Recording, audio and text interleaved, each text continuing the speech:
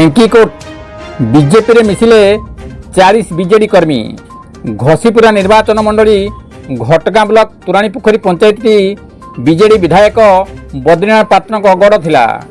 मात्र किछि दिन पूर्व बीजेडी रो हेवीवेट चेहरा धनु महांत बीजेडी छाड़ी बीजेपी रे मिसिया परे एठाकार सरपंच जनार्दन नायक समेत वार्ड मेंबर माने मध्य बीजेडी छाड़ी बीजेपी रे शामिल होइथिले।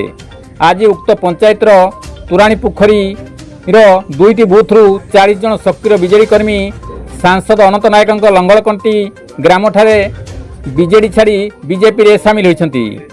घटगां ब्लॉक सांसद प्रतिनिधि अक्षय कुमार पात्र उपस्थित ढेंकुट मंडल सभापति रंजित नायक, पूर्वतन मंडल सभापति जितेंद्र पोलई, सौम्य प्रकाश मंडल, नटवर महांत, शशि महांत, विजय बारिक उपस्थित बीजेडी रो एही 40 जन सदस्य बीजेपी रे शामिल होइछंती। सेमानंकु टोपी एवं उत्तरीय प्रदान करी बीजेपी रे शामिल कराइछि। कविंद्र राउत का रिपोर्ट, केडी न्यूज ओडिया।